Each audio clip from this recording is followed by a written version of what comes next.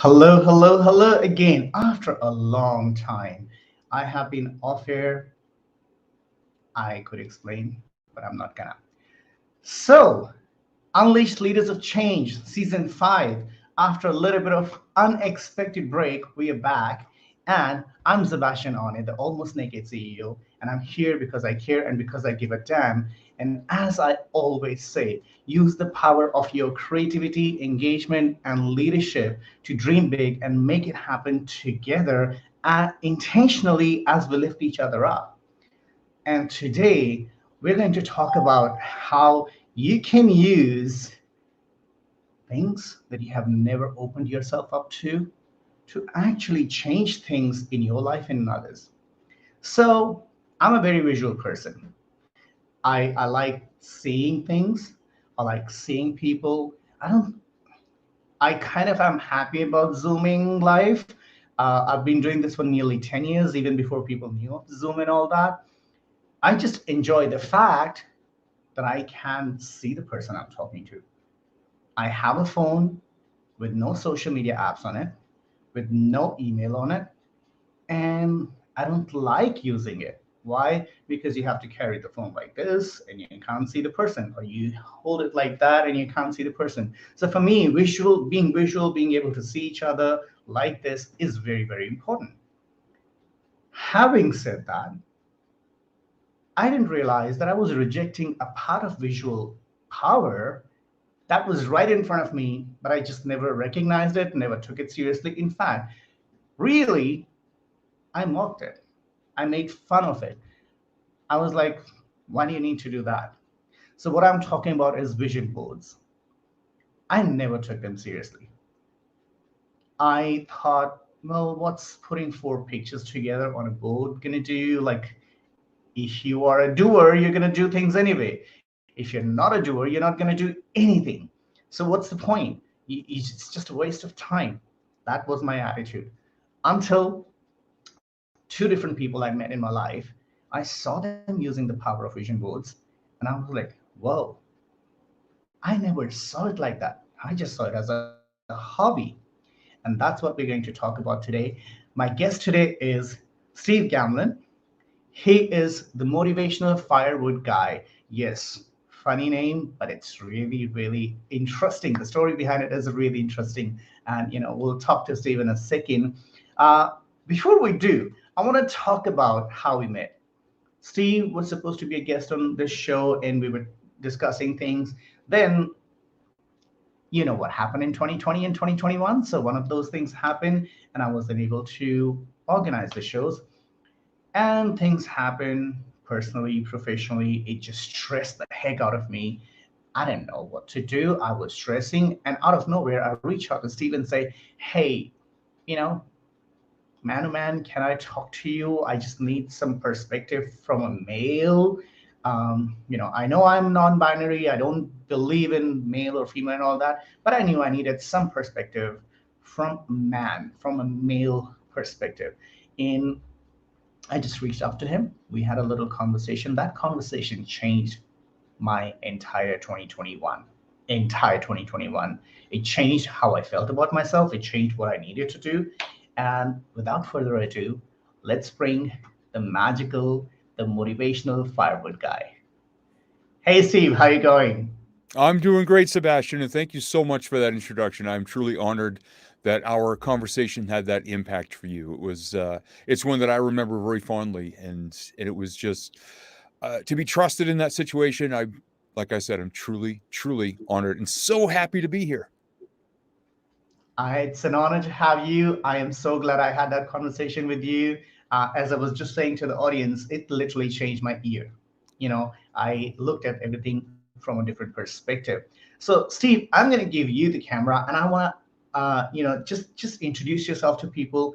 Let them know who you are, and most importantly, who the heck is the motivational firewood guy. My name is Steve Gamlin. I am currently, at the time of this broadcast, 53 years old and am known as the Motivational Firewood Guy. And being a speaker, being a coach, working with visualization, this entire dream of my life started when I was about 10 years old. It was the first time I actually used visualization before I even knew what it was. There was a television character named Dr. Johnny Fever, and he was on a TV show called WKRP in Cincinnati. It was a comedy about a radio station, and he was a rock and roll morning DJ. And at 10 years old, I said, I want to do that. I want to be in a recording studio. I want to play, at the time, records and play music and speak on a microphone. And I also wanted to make people laugh. I wanted to be a comedian. And at the time, I had a wonderful teacher who inspired me to someday want to teach other people, but not in a traditional classroom setting. And I also wanted to write my own books. All of this at 10 years old. And I started to imagine it and to see it, what it would look like. And throughout my life, I really got into music, and through my teen years, and I was the DJ at any party that we had. So I was always the guy putting these experiences together. I loved to write. And at age 13, I hit the first speed bump where I got embarrassed very, very badly during the spelling bee in English class that year. And the teacher said a word, and she said it with a New England, USA accent. She said, spell awad. So I spelled AWAD, got it wrong, got laughed at, and stopped raising my hand and lost all my confidence. She meant Oh, award, no. like winning an award, with an R in it.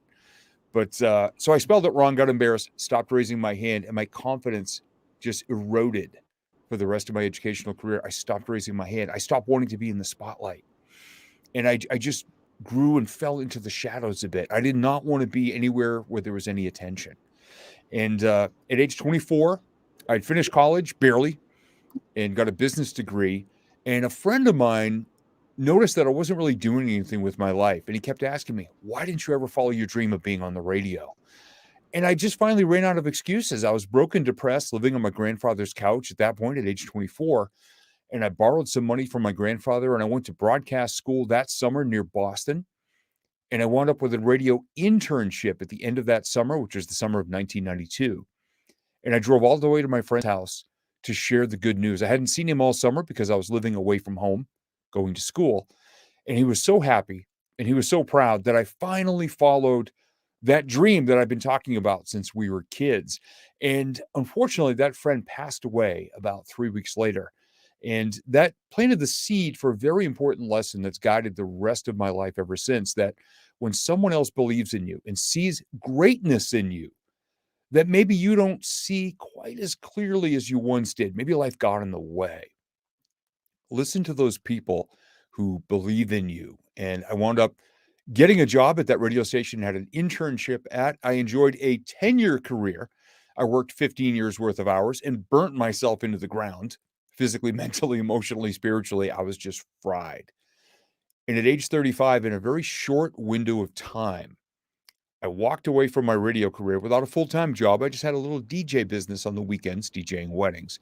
I got a Right. divorce.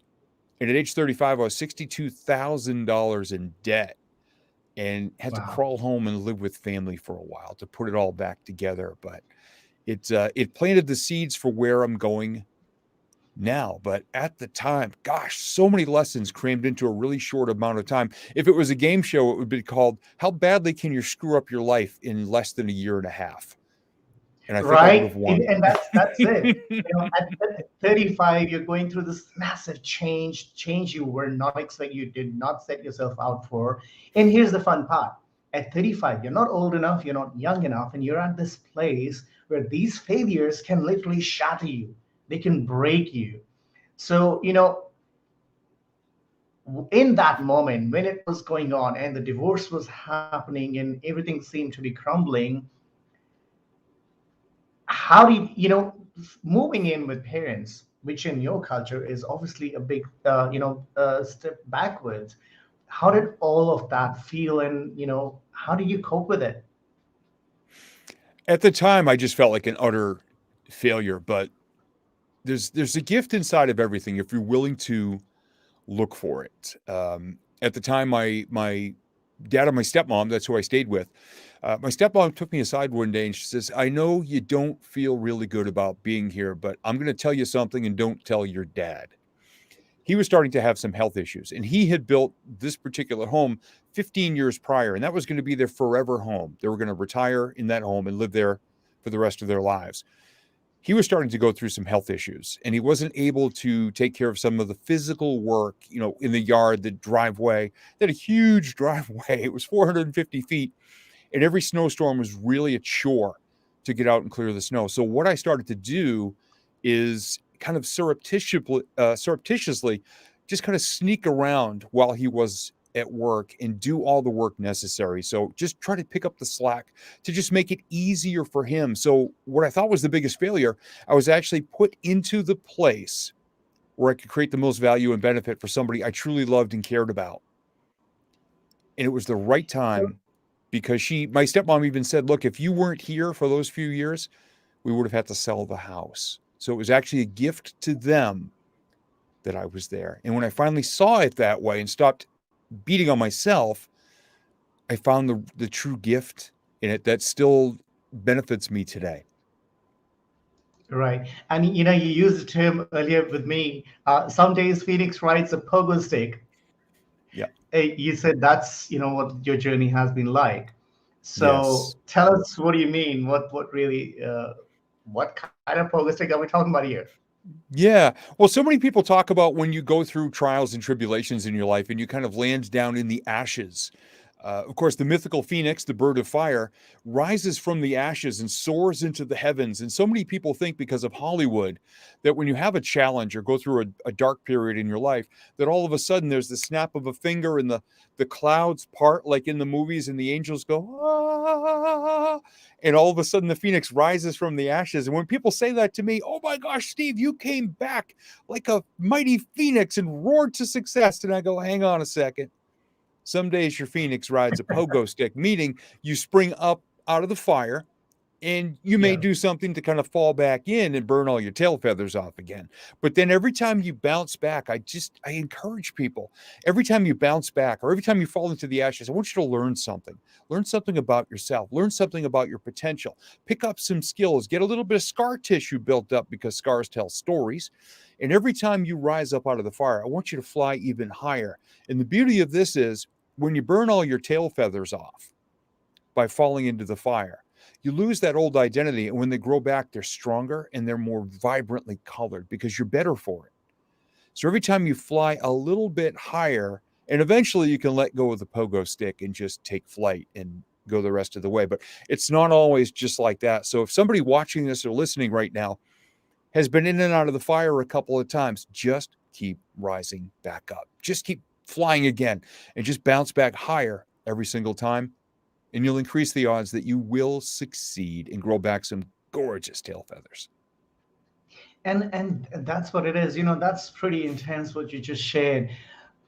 As you talked about, your feathers burning, you kind of letting go. It is that's what holds us. We try to stick to that identity we've been given, the identity we've grown up with, and we try to go back to what we wanted, go back to what we were, in refusing and rejecting the idea of change. In the change intimidates us, the change is unfamiliar, and most importantly, we just feel like we don't need to change for us to be happy, for us to be successful. We need to just keep following the path we've been on. So I love that analogy that you have. Your feathers burn. It's actually you, shape shifting into a better version of yourself, a stronger version of yourself. Mm-hmm. um of course this change happened. You went through divorce, you went through this, what I would call a moment where you're like, oh god, I have to move back with my parents, and I'm 35 years old, and nothing seemed to be working your way. What kept you strong? What kept you going on despite all of it, while you were still feeling like there's no hope? Yeah, what we had actually done about a year prior to this, it's almost like we saw it coming or something. I built a recording studio in an office in my dad's basement, kind of as I was wrapping up my radio career. I was deciding what I wanted to do moving forward, which was voiceover work, because I had finally found my voice. 8 years into a 10-year radio career, I finally got on the microphone and stopped being an off-air producer. So I had that newly found confidence, even though all things were falling apart. I knew that I wanted the next phase of my life to be owning my own recording studio, having an office, running my business, And conveniently, it was already at my dad's. So he's the one that actually said, "Hey, bud, you're here all day, every day working anyway. Why don't you just grab the bedroom down the hall and just stay?" So it wasn't as though I was sitting there in the ashes with nothing to do all day without an identity. I actually landed in a really great place by being there. Now, it doesn't mean I was a big fan of myself and what I had done to my life at the time, but it did give me that place, that creative space to plug into and to start to build the next phase of myself. And I also did a lot of research and a lot of soul searching as well. And I started to go through journals and reading books and listening to audiobooks. I wanted to create the next best version of myself, looking back at maybe all the shortcomings I felt I had. If I was not communicative enough in my marriage, which I was not, when I was stressed out, I would shut down and I wasn't super open and honest all the time. And I just wanted to become a better version of myself. And it was the greatest place to cocoon for a bit and just be creative and still be connected with the world in a different way and slowly build back the confidence, because my confidence was just shattered at the Right. time. But And it's there's something great you just shared. You went into listening to books, reading books, and kind of, you can say, self-learning, self-research. And I think that's one thing people, when this change is happening, and when it's a negative change, people tend to give up everything, stop researching, stop learning, stop trying, and that makes it really difficult. So, what would you say to those people during that negative change? How do you motivate yourself to at least try and maybe get a new skill, maybe get some more knowledge, maybe, as you said, read books? And if I don't feel like even picking up a book, what would you say to me to at least get there, get to the point of at least trying to pull myself back up? yeah, something I suggest to everybody that I work with is to say, look, life is not perfect, and we are not perfect in life as well. And not everybody will admit their own shortcomings or their own contributions toward whatever might be going on in their life. And if you're willing to do that, if you're willing to say, what could I have done better? How could I have been a better person in this relationship, in this career, in this phase of my life, in whatever part of my life I may have been in that didn't quite work out like we'd planned? What could I have done better? And then go research people out there who are experts, who are out there living that life and being that certain way that you aspire to be. You say, gosh, if I could just be more like that. There are books, there are videos, there are podcasts, there are shows out there, there are experts who can guide you in a better way. So I just started reading books and listening to audiobooks on how to be a better partner in a relationship, how to be a better spouse, how to be a more confident person in myself and be more decisive in my life, because I would get stressed out and I would freeze on things. And then if you freeze long enough, something bad's going to happen anyway, where I could have just actively put myself in a better place to increase the odds of success. So start identifying what you feel may be your weak points or might not be your strengths right now that you'd like to improve on, or the version of yourself you feel you need to be moving forward. And then start just pen to paper. I tell people 4 tools: pen, paper, heart, and mind. Dump it all out and just get it out of I love it. yourself so you can intentionally change the go-to pattern, the mind wiring, the programming, so you don't just fall back into the same thing. It's like people that say, oh, I don't like my relationship, and you see them on social media. It says, I'm single, and the next day, I'm in a relationship, and 3 days later, I'm Right. single, he was a jerk or she was a jerk. They just repeat the same thing. They don't understand that they are part of this whole formula. And if we can just improve those little qualities of ourselves, see the version of ourselves we wish to be, and then start taking the actions that are the bricks in the foundation to get there. Because I believe consistency plus momentum equals confidence. And if we get out there and just start doing the necessary things to get there, we so greatly increase the odds that we're going to succeed. Absolutely. And let's just take a really quick break. But before we do that, I want to very quickly set the scene for next segment. Change happened. Of course, she struggled, but then this change happened, and not only that change help you, but you are now helping other people with those changes. So hold on to that, and we're going to talk about the change that you saw and you're making.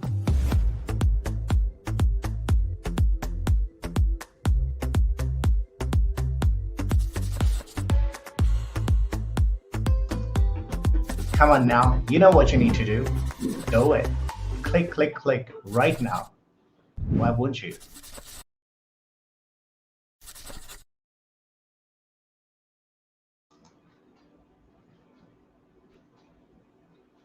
So we were talking about change. You went through the struggle. You talk about the studio. You talk about moving back to your parents. But here's the fun thing. Two things I want to ask you. First of all, you worked in a radio for 10 years. 10 years. And it's in the eighth year that you actually did something that you're really good at. So tell us a little bit more about the radio journey and the eighth year and what really happened. Yeah, I was a morning show producer for rock morning shows in the Northeastern United States for most of the 10 years. And at the last group of radio stations I worked at, I was at 3 different groups over the course of that decade. And our morning guy quit. And the owner of the radio station said, look, I'm just going to put it on satellite radio. We don't have to have live DJs anymore. And we had worked so hard to create this amazing classic rock station. So I just raised my hand in a meeting and said, guys, I've been in radio for 8 years. I can do this. And they weren't aware that I'd never been on the air. They just knew I'd been a veteran of rock morning shows. And they said, oh my gosh, that'll be great. Hey, we'll give you next week to kind of get back on track and get back with your rhythm. And of course, I'd never hosted a show before. So I just was terrible for the first 4 days, trying to make my voice sound like a radio guy. It was terrible. And every time I would just shake my head saying, today's the day I get fired. Well, on the 5th morning, on Friday morning, it was about 5 minutes of 7, and the song was ending, and my heart just was not in it to try anymore. And I just turned on the microphone and said, hey, everybody, New Hampshire's classic rock station, Big 101.5, Steve here.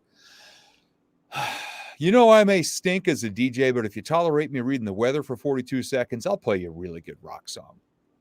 And I said the weather, and I hit the song, and I turned off the mic, and I said, here we go. And there was a knock at the door. It was my boss. And he opened the door enough to stick his finger through and said, why can't you sound like that every time? Brother, that was the funniest thing you said all week. Just keep doing that. Literally the moment that changed my life and brought me the confidence to just be who I am and not try to be anyone else. And if more people understood that, they just have this uniqueness. I don't have a classically trained radio voice. I'm just me. And when I decided to just be me, boom, there it went. That's it. That's what people are trying to mold themselves into something they're not. They look at this person, they look at that person, they look at the influencer or a public figure. They want to be like that. I've done that, Steve. I've tried to. Now, I have a unique accent. It's not Asian enough. It's not American enough. It's not British enough. It's not Australian enough. It's nowhere. And that was my struggle. I was trying to figure out, who do I sound like, until I realized I sound like me, and there's nothing more I need to try. And that is the part that I want to talk to you about. Isn't that the huge struggle? We try to create something that's not authentic. We throw these words out there, the imposter syndrome, the authenticity, and all that, but we don't really do that. Why do you think we struggle with just accepting who we are and giving that as the best version of ourselves? Especially now in the social media era, with all of, like you said, and you said all of the words that I was going to use here, all of the influencers out there, it's, these are the cool kids. And if you want to be cool, if you want to rack up a whole bunch of views on TikTok or Instagram or whatever you're doing, you've got to be like them. And so many people think that is the ideal. Well, what we're starting to see a lot behind the scenes, some of these influencer people are so lost as human beings, and they're under so much pressure. And what they're doing is they're creating this facade that's not who they authentically are. And one wrong step can send it all crashing down. And it doesn't just crash down. They don't just fall into the ashes. The entire world jumps up and down on top of them in those ashes because they have disgraced themselves, or they're not the idols that everybody thought they were. They're false gods in a way. And I actually And feel that's it. bad for a lot of those people.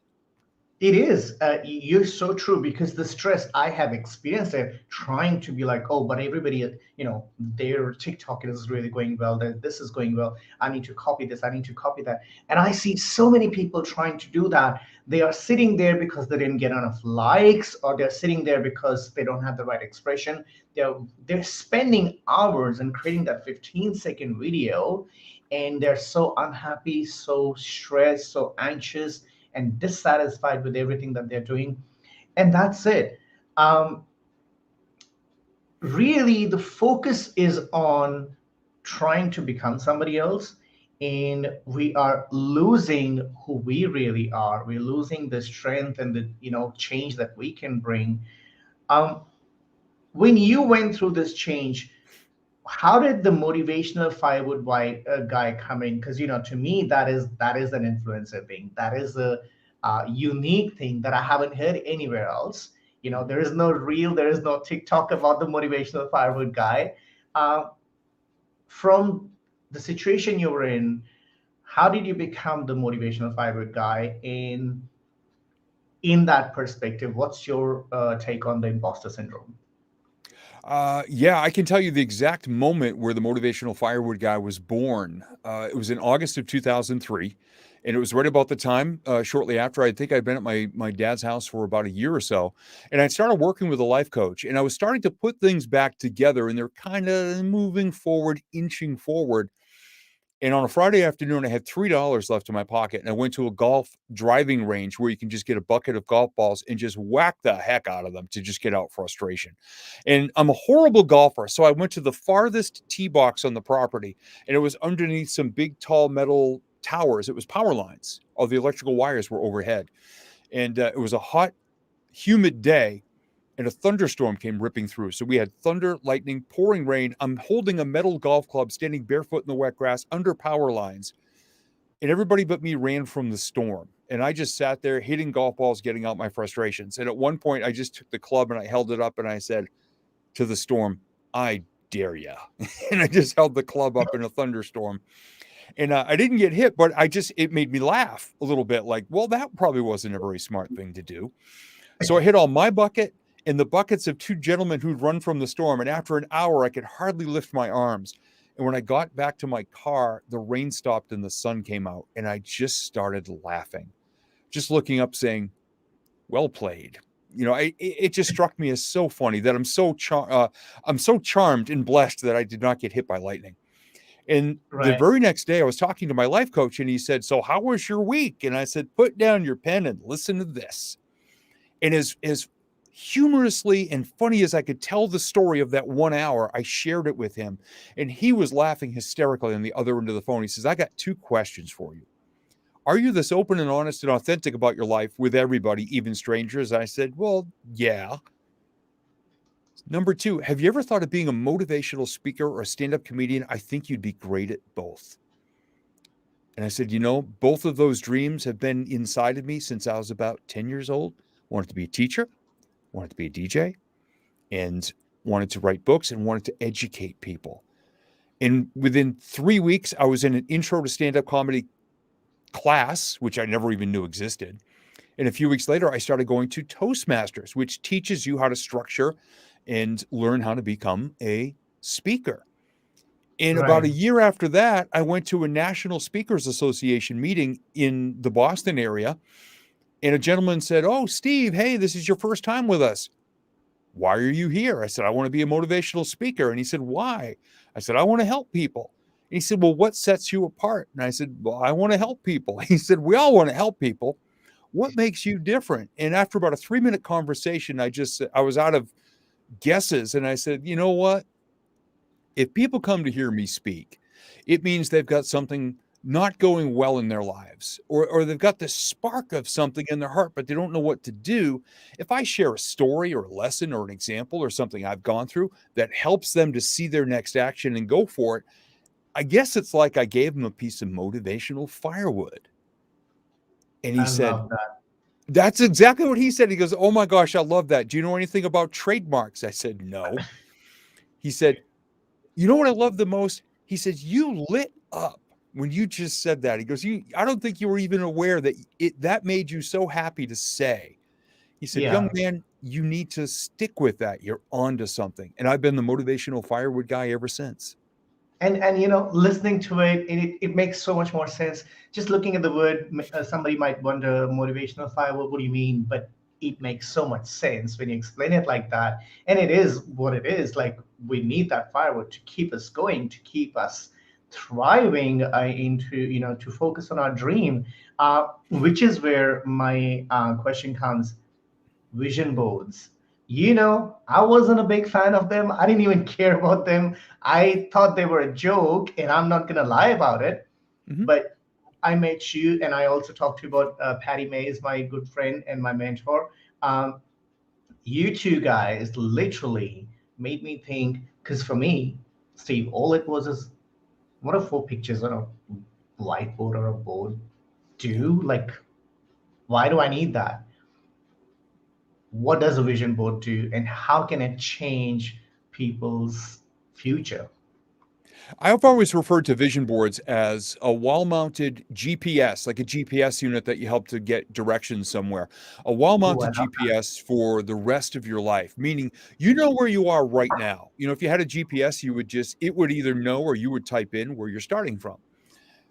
What you can do is then type in a destination. Now, in the case of visualization, I believe that is as many senses of ours as we can connect to a goal, as descriptive as we can be about it, as well defined and targeted as it can be, the more, the better, because it's kind of like a pirate with a treasure map. The pirate knows where he or she is now, and there's an X on the treasure map, and that's where the treasure is. And then what you have to do is figure out what steps you have to take, and there are landmarks along the way and certain stretches of activity, and then you switch direction. They have all the way to get it there, but you have to know where your X is. You have to know what your target is. Like, just say, for example, hey, what's your goal this year? I want to buy a new car. Okay.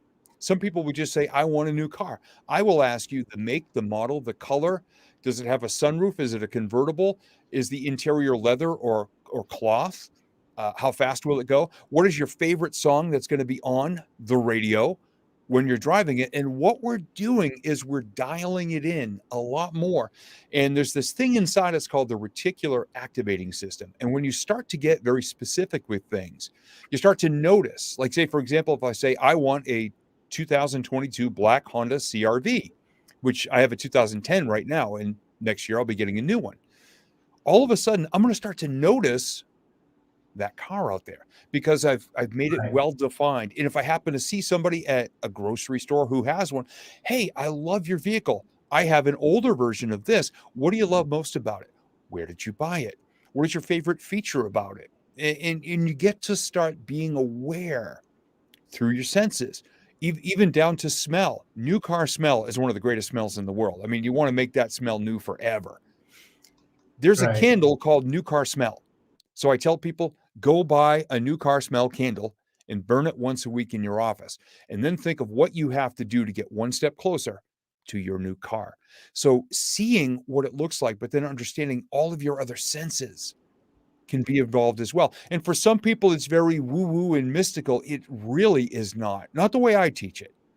I bring a blue collar, step by step, actual system and function and process to the way I teach vision boards, which is so far beyond going to a party, slapping pictures on a board, probably having wine, crackers, and cheese in the process, getting loaded while you're putting your dreams on a board, and then wondering why they don't happen because you haven't made that connection to it in a very real way. I love it that you said intentional. So, in a way, vision boards are really putting your natural desires and dreams and putting it into an intentional picture, intentional roadmap, as you said, the GPS of where you want to be.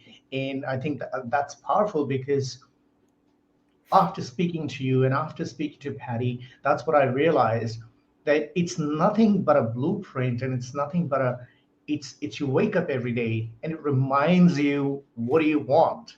It Mhm. reminds you, where do you want to be? So It's really making your dreams more intentional, your actions more intentional towards your dreams, what you want to do. And it's, would it be fair to say it's like a daily reminder? Remember, that's your goal. Remember, that's where you need to be. Yes. Oh, very much so, because it's the X on your treasure map. It's where you would like your life to be. And I highly recommend that people look at their boards. If it would help, I'll hold up a sample of one of my boards. I've got it Oh, right here. please Okay. do. This is Absolutely. this is one of my boards. This is from the year 2017. So there is a Let me put variety this of full pictures screen. on there. And what I recommend to people, see, there's so many people out there that talk about goals and success as though it's all the material things, the money, the wealth, the fancy car, the mansion, the yacht, and the private jet, and all these things. I work with people on their full life spectrum. And it's not this work life balance thing that so many people talk about. I work in 8 major areas. Now, career, work, obviously that's one. We have your career, your finances, your physical health, your emotional well being, your relationships, your ethics, morals, and integrity. What are the guiding principles of your life? Your faith and spirituality, if you do believe in a higher power, and if that guides you in some way, and your connection to the world in a real way, meaning that you understand you're not just isolating yourself. You are connected with the rest of the world in such a way that it benefits you, that it keeps your fire going, that you don't feel secluded and isolated. And over the past couple of years, that's been very trying for a lot of people. So I actually Oh, have connection goals where I will leave voicemails for at least one person every single day, cheering them on in something they're doing in their I love life, that. or my I favorite love that. memory with people. And I see, now love that, that. and it takes I me less have than been, 60 seconds. hey, it's I am so excited to hear that because this is what I've been doing in the last 2 years since this world is going through a crazy change. I pick 10 people from my list anywhere, social media, on my phone. All I do is every day just send them a message. Hey, what's up? What's going on? I intentionally go and just comment on something they're doing. It takes me less than 10 minutes on 10 people, but Yeah. it starts a conversation. And sometimes people react like, oh, geez, I just needed something positive, or how did you know that I needed somebody to reach out to me today? And it's funny, one little act can change everything. you Yeah. know Speaking of which, vision boards change, and little kindness, you do talk about kindness. You highlight that gratitude and kindness are really very important in life. Tell us a little bit more about your view on gratitude and kindness, and why are they such a key to you? I've been keeping a gratitude journal now for just about 10 years. Early in 2022 will be 10 Wow. years. And what I do, the way I choose to do it, is every morning I've got a blank journal, a gratitude journal, sitting under the back of my laptop, kind of hold it up on a slant. So when I get to my desk in the morning, I pull out that gratitude journal and I grab a pen and I write the date and the words good stuff. And then I write 1, 2, 3. And in less than a line each, as emotionally connected as I can, I write down my 3 favorite moments from the previous day. Now, I don't say things like, I'm thankful for my home, my job, my wife, because I don't want to broad brush. I want to be very, very specific about actual moments and connect myself emotionally to them. For example, this morning, I said, Tina and I watched a very supposedly scary, kind of funny, kind of low budget movie the other night, and we just laughed. That's one memory from one moment. And Love it. maybe it's an act of kindness I got to commit to help someone out, or somebody did for me in a moment. A conversation I had. Tomorrow morning, I'm going to say gratitude number one. I got to be on Sebastian's broadcast because this is an amazing moment for me. So when we take a daily inventory, what we're doing is we're piling up gold bricks in our vault. We are putting together a foundation of something that even isolation and all of these things over the past couple of years can't take away. So many people, you say, hey, what was 2020 like? And they say, oh, it was horrible. It was a nightmare. It was this, it was that. It was the worst year ever. I wrote down almost 1,000 good moments that I was grateful for in 2020. So while it wasn't the easiest year to live through, I had 1,000 little points of light that kept me going day after day, day after day, putting pen to paper and acknowledging them to keep me Wow. going. to have those moments. Like you said, the joy that you get and joy you get to bring by just having a conversation, cheering somebody on. I got to do that all year long as well.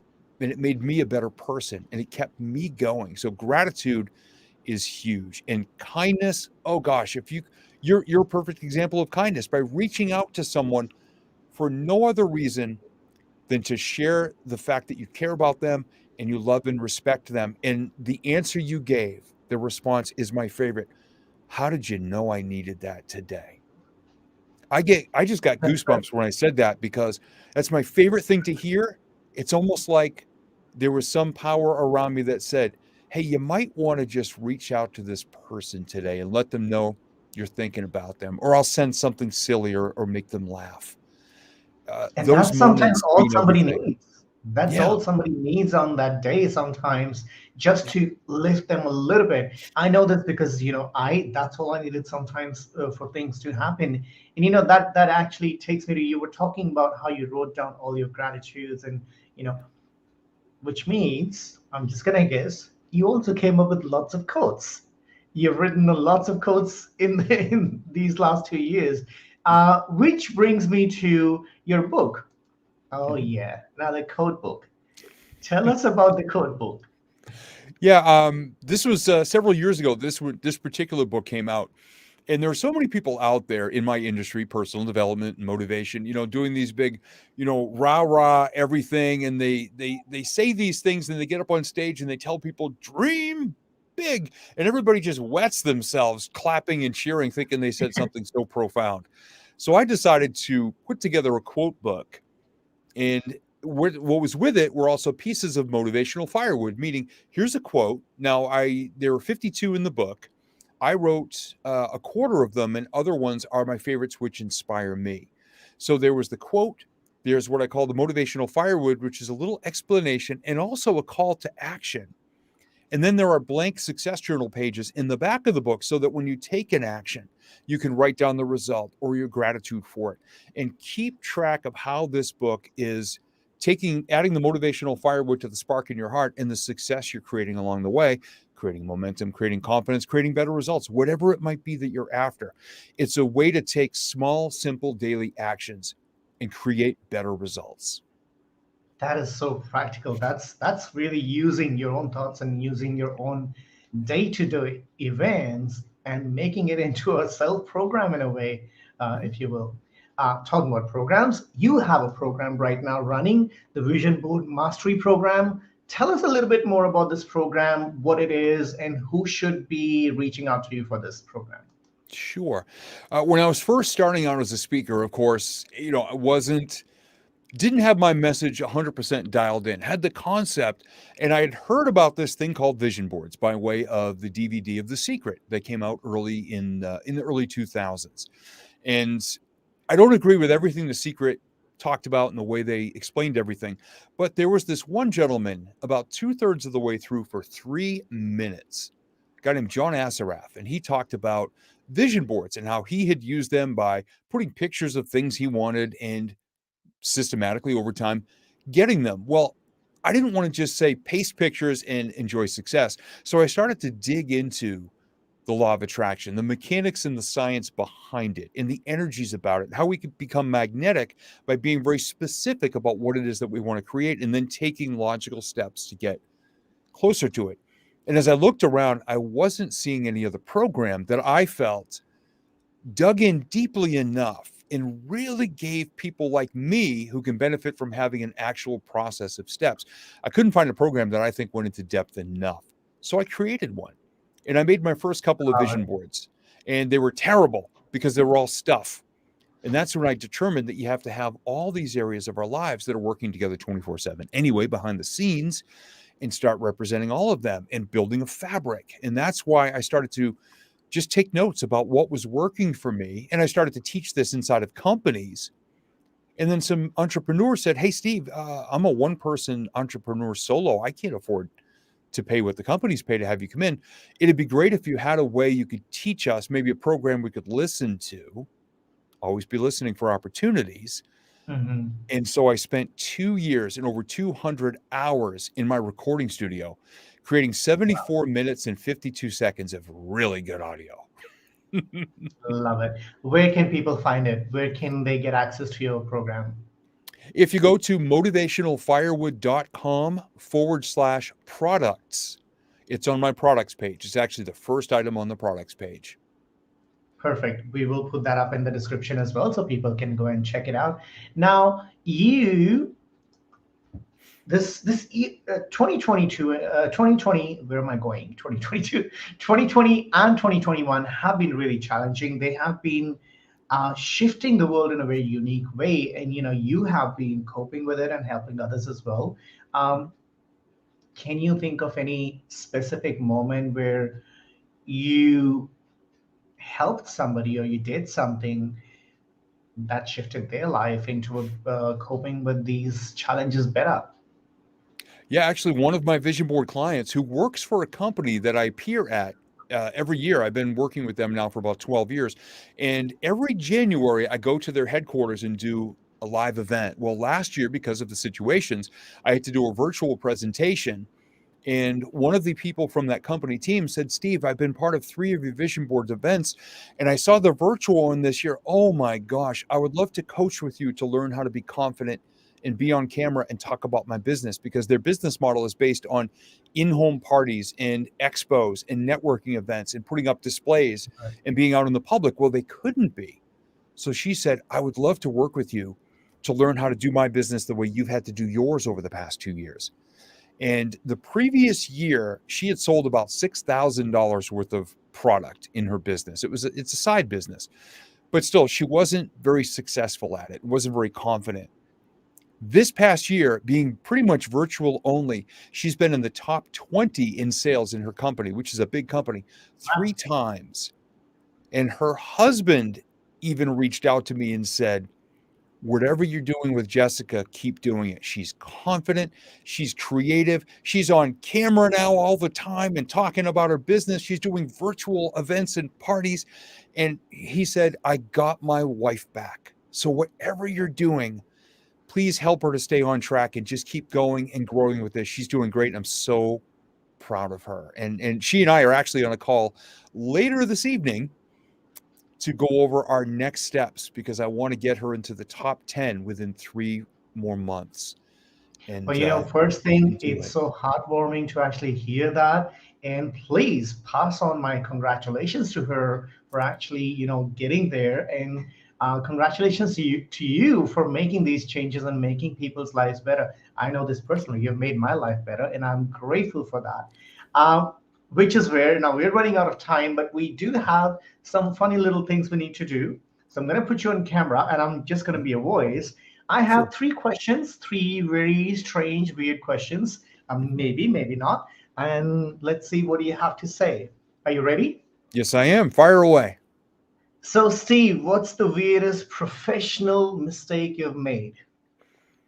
The weirdest professional mistake I ever made. In the middle of a speech early on in my career, I paused and I looked all the way across the room and all the way back and still could not remember what I was supposed to say next.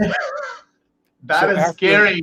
after the longest awkward pause, and I looked up at the screen to see the picture, and that was no clue, I grabbed the chair, spun it around, sat on it backwards, looked at the crowd and said, would you mind if I took a moment to explain why I became a speaker? And then I just ad-libbed a story about my friend who believed in me when I didn't and had passed away, and how my Wow. mission as a speaker is to help other people believe in themselves. Well, Now, I that was a love it great how you made benefit, a but it came weird out of the moment biggest into mistake. action. I love it. I just love it that you made the mistake into a powerful moment as well as a dedication to somebody you care for. Now, just imagine, without going into politics, just imagine for a day you are Mr. President Mhm. of the world. Okay. So, Mr. President, what will you change overnight in people's bedroom? In people's bedroom. Okay, I'm going to establish a millennium of kindness, meaning you give, you are kind, you are sweet, you are loving, you are gentle, you are thoughtful, and you are grateful for your partners, and you treat them with love and respect every single day. Even the littlest things. Now, I may not live long enough to see out the millennium of kindness, but I do hope everybody who follows me keeps it going. I love it. And the final question. So, Steve, every time I see you, every single time I see you, there is some kind of interesting cup in your hand. What's with the cup, Steve? Yeah, I've got my coffee mug here. It's all about visualization, and it says, see it, be it, do it. And that's the motto Love that I share in many of my social media posts. it. See Love it, it. become the person you need to be to achieve it, and then start taking action. Awesome. Now, we've got to wrap up, and I have just one question. What is your message for humanity? This is from one of my books, and it was actually written by a little dog named Super Teddy. And it was chapter 2 in the book. And it says, wake up every day and wag yourself happy, meaning put something good, something positive. If your faith is powerful for you, read from your good book every day. Listen to your favorite music, watch videos that inspire you or make you laugh. But wake up every day and intentionally find the positive and wag yourself happy. I love that. You just gave me a topic for our next show. That will be the topic, and we'll be talking about wagging our tails happy. Thank you so much, Steve. It has been such an honor to have you, and I would love to have you back again. Thank you so much for all the knowledge, kindness, wisdom, fun, and everything that you do. And I'd love to have you back soon. My pleasure. I would be honored. Thank you very, very much. Pleasure is all mine. So, guys, that was Steve Gamlin, the Motivational Firewood Guy. Funny, motivational, of course, and I just love it. The sense of humor, he's just authentic, he's just real. And as he said in the closing, wag yourself happy.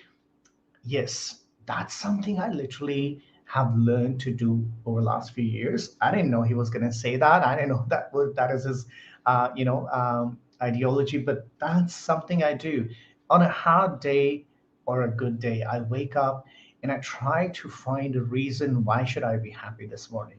What is exciting? Of course, there's challenges. Of course, there's stresses. Of course, the life is happening, and a lot is happening in the last 2 years. But now I have a term for what I do every morning. I wag myself happy. So thank you, Steve, for doing that, giving me that term. I really, really appreciate it. So, guys, this was season 5, episode 4 of Unleash Leaders of Change, with me, Sebastian, on it, the Almost Naked CEO. I'm here because I care and because I give a damn. Until next, make sure to dream big, make it happen intentionally. I'll see you next time.